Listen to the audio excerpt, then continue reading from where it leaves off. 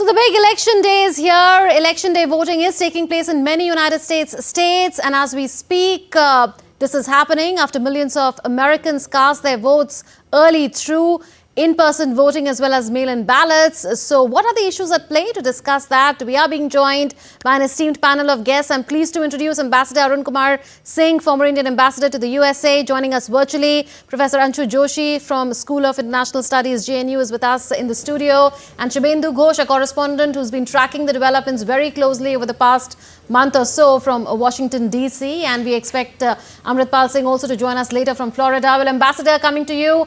The race to the White House is as close as it gets. Kamala Harris has a slight edge we are seeing over Trump in the national polling average as of Sunday in the US. But the winner takes all Electoral College votes system. That's how it is. Means the presidency will be decided by the way the 7 swing states really vote or fall. And the race is much closer there. So that's 93 electoral votes in all. Are you calling the election? I think most people in the US are also not calling the election.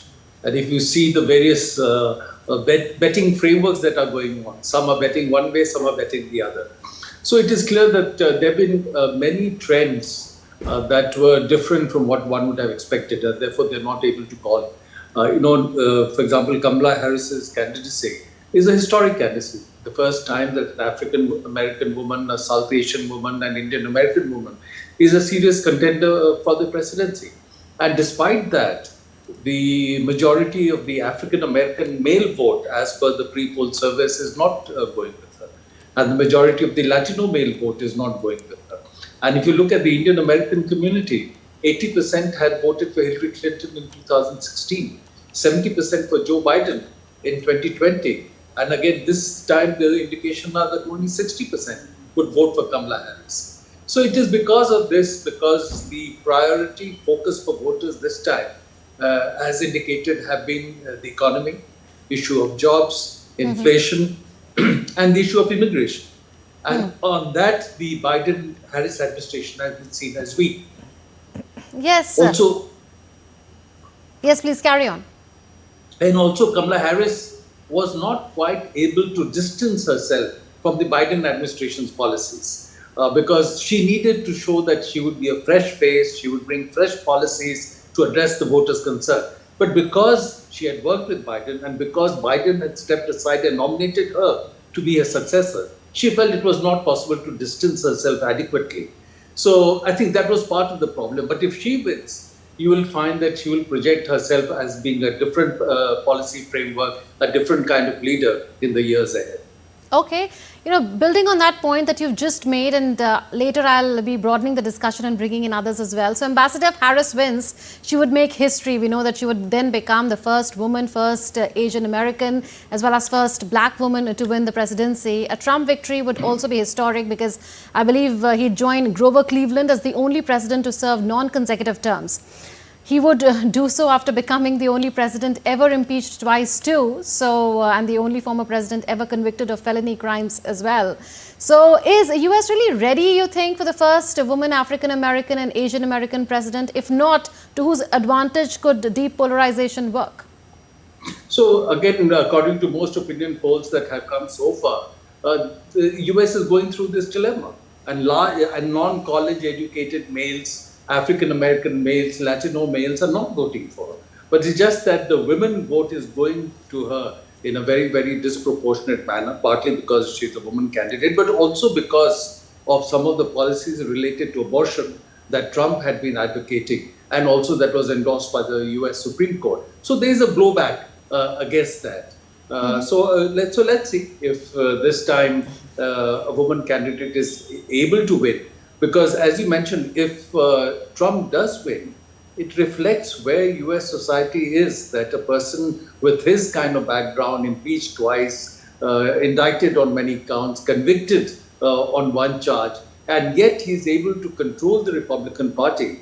And Republican congressmen and senators who wanted to oppose him lost in primaries. So he has brought his weight to bear on the American political system. And I think it reflects the fact that in the phase of globalization, jobs were sucked away from America, manufacturing was sucked away. Yes. So a very important segment of the US middle class blames the elites for that.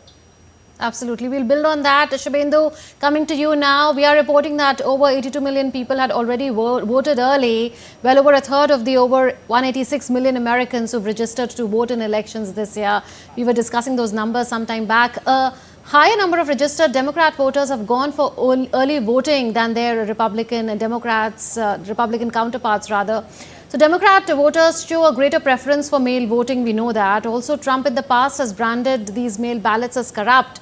But Trump supporters have closed the gap on early voting this time, and that's helped by an about turn from Trump, who has encouraged them to vote any way they like. So is there mixed messaging by Trump then on early voting? Absolutely, Munmun. This election, as and when it concludes and we have the results, is going to be remembered for many firsts. Yes, you rightly mentioned, traditionally it's the Democrats who prefer to go for the early voting. In fact, if you look at past statements, Donald Trump had in fact spoken against the idea of early voting and also saw it as one of the many catalysts of voting frauds. But this time over, we see Republicans have not been left far behind as far as early voting is concerned. In those above 80 million American early voters that we've been talking about, a significant chunk is also Republicans. And Donald Trump has been this time over talking about Republican supporters to come out and vote at the opportunity they get, whether it's early voting or whether it's the big day today. Both the leaders realize, Donald Trump in particular, that it is going to be a number game, particularly in the swing states, and even a single vote difference in the swing states can get you the whole lot of electoral votes, given that it's an electoral college system that works. So they don't want to leave even a single vote, even a single voter left behind. And I think that is the motivation we see. Democrats, of course, have always pushed for early voting, but Republicans, Donald Trump, at this time over, really in all his messaging, talking about coming out and voting and making sure that the numbers are so high that what he alleges as a potential voting fraud that the Democrats could engage in could be defeated by the great numbers. So the numbers are taking center stage here, particularly in the swing states. Munmun? Oh yes, and the excitement is peaking and also a lot of suspense about what really will happen once elections in most states are called. Shubhendu, building on that, Trump's team has reportedly engaged about 175,000 poll workers and poll watchers. Now, Democrats think this as voter intimidation. Trump has avoided answering questions, you would remember, on whether he will accept the results if he loses. And commentators fear that there is a high chance of him claiming victory on the 5th of November. And you've reminded us already about the January 6th insurrection earlier. Are reporters like you really prepared for everything? Well, that is exactly what is making this election so tense. The election day has just about started in West Coast. Perhaps it's delayed even further because of the time difference. But just this very, very sharp polarization. Both the candidates have said that if the opponent wins, it's going to be a step forward towards destruction for the idea of America. Such is the kind of rhetoric that both leaders have engaged in. It is very difficult to predict, very difficult to imagine how each one of them is going to accept a defeat. One leader, of course, will have to accept the defeat and one will come out on top. But what will that scene look like? And if one were to reflect on what happened in the previous edition of the elections, 2021, those scary scenes at the US Capitol, in front of which, by the way, I'm standing at the moment, that is what is really making the administrators, the voting officials, the voters very concerned. In fact, many of the early voters said that they suspect, they are concerned about law and order situation on the final day of voting. Therefore, they're coming out early to support their candidate and also secure their vote. So these are elements. Again, the whole allegations of voting fraud, of stealing the election, that induces a great deal of nervousness in the whole electoral system. The officials would tell you that the system is very secured.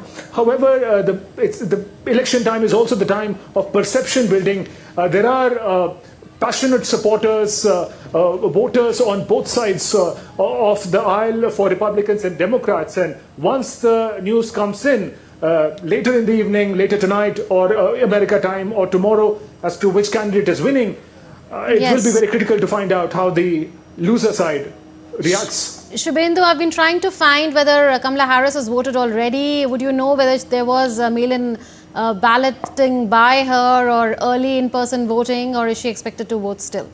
Just a quick one.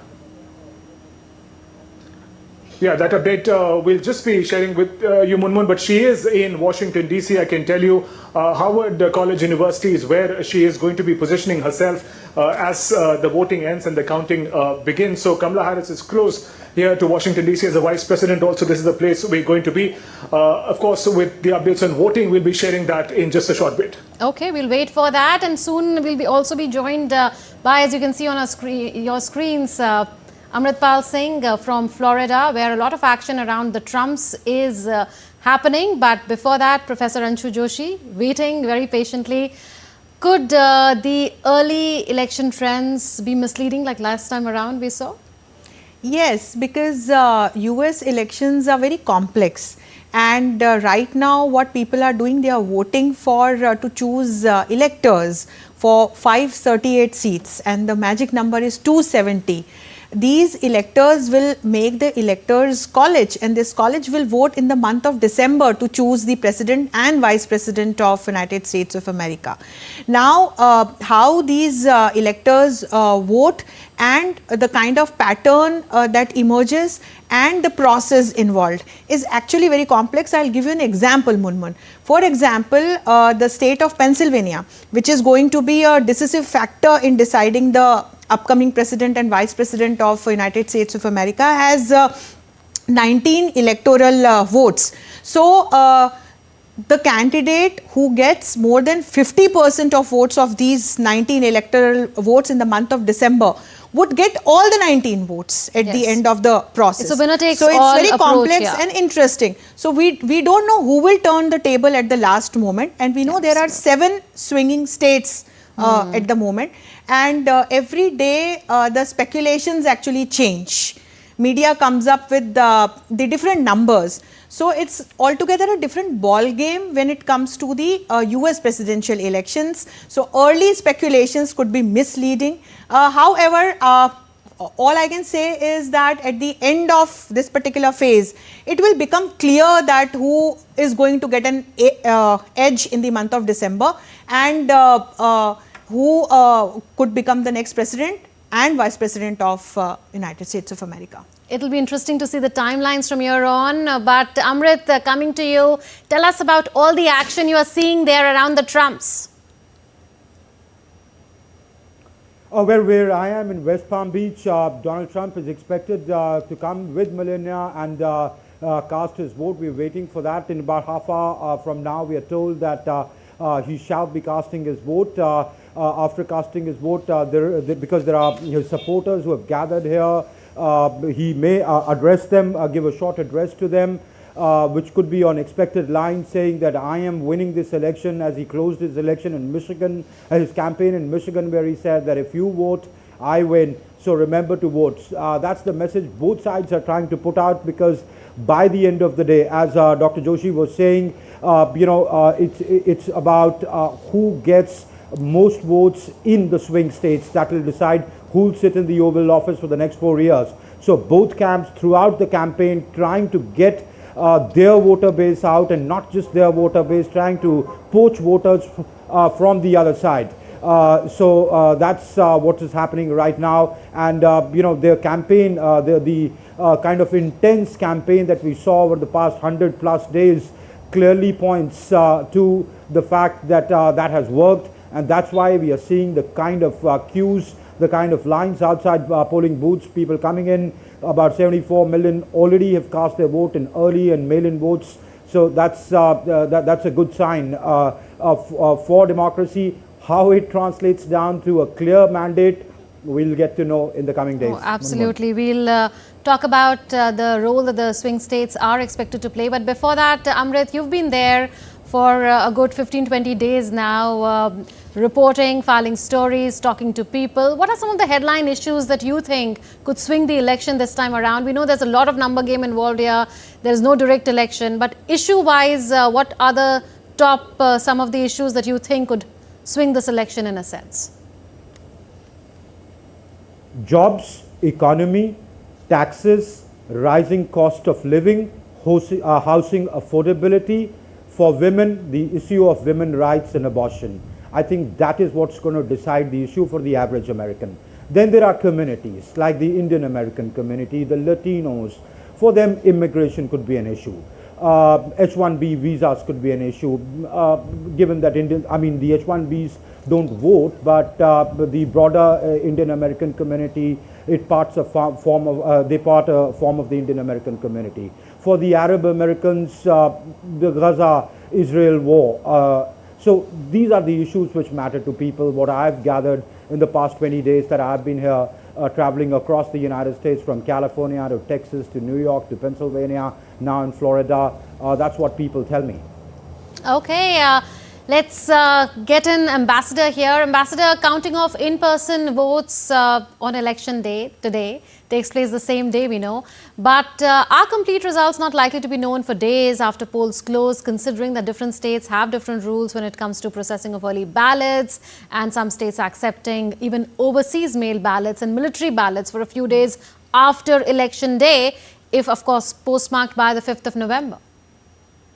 So if the voting is closed, then we should expect that the results will not be announced very soon, because it is only when there is a gap that the various news channels start calling the election, and that's starts the process, because the formal endorsement of course comes later. But if the voting is closed, then they will hold back, because if you remember, even in 2020 around midnight, Joe Biden came out, spoke to his supporters and said, even though at the moment the trends are against us, the kind of votes that are coming in, we will eventually win, so wait. And therefore the final trend became clear only the next day. And again, it is expected that if the voting is closed, there might be a large number of court cases and litigation.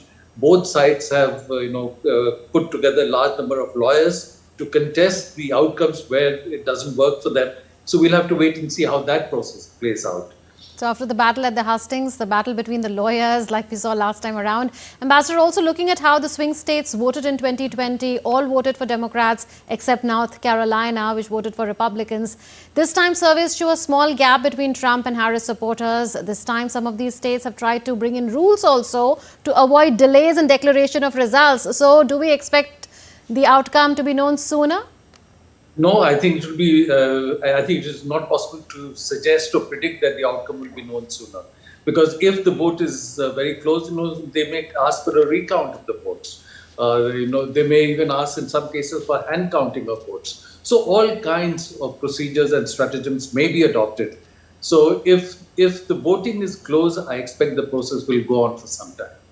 Okay. Professor Anshu, are Democrats banking on urban support? Because if we look at the graphs, we see that there has been an uptick there over the elections. Also, Republicans banking on the rural support. And do you think women will be overwhelmingly voting for Kamala Harris, considering how she's, come out and supported abortion rights, reproductive rights, etc.? So, Munmun, instead of looking at the vertical layers of the kind of population United States of America has in terms of urban or rural voters, or for that matter gender, or for that matter age groups, I would like to take a look at the issues taken by both the candidates and their difference in approach. So for me, there are 5 major themes or areas or issues for Trump and Kamala Harris. Both are campaigning in a different way. So first and foremost, issues related to economy of United States of America, and there is a difference in the approach of both the candidates. And Trump is advocating for Make in America here. He is also talking about hiring in America, so that raises an exclamation mark for India there. And Kamala's approach is a bit different here. Then the second theme revolves around this abortion law, wherein Kamala Harris might get support from women voters, of course, and some voters from Generation Z also, and the generation of people or voters who believe in diversity of gender as well. Then the third theme revolves around foreign policy. So here Trump seems to be a stronger contender, I would say, because he has claimed that if he is the chosen one, he would end the conflict not only in West Asia, but also the war between Russia and Ukraine. So This is another important theme. Then there is another issue that is related to immigration, and there we have to see that this actually matters to the voters related to Latino community and those who come from this South America, because we all know that how this issue of illegal immigration between Mexico and United States of America creates a lot of challenges related to security and peace for United States of America. And then there is another important issue related to climate change containment, wherein the approach of both the candidates actually can be taken from the ideology or the parties they belong to. And we all know that when Trump was president, his lenient attitude towards this particular prioritized area at global stage also had raised the eyebrow of entire world, because he had withdrew United States of America from Paris Agreement. And here Kamala again has a different approach that might attract voters, especially from younger generation and from like urban voters. So these are the themes I think we should look at, and then it will vary. I mean, we can't verticalize people depending on their gender, or for that matter where they are living, or for that matter what are they working into, or their sectors. How they will pick the issue, I think that will vary, but these are the major issues that will be picked up by the voters, and accordingly these voters would cast their votes. So you've brought into perspective for us the issues that matter in this election, and this election really means a lot for the rest of the world, considering that the United States wields that kind of political clout around the world. Well, we leave it at that. Thank you so much. Amritpal Singh from Florida, Shubendu from outside Capitol Hill in Washington, D.C. A very picturesque frame there, both in Florida as well as Washington, D.C. And thank you, Professor Joshi, and thank you, Ambassador, for joining us. Such a pleasure to have all of you to give a head start on all the analysis vis-a-vis the U.S. presidential elections.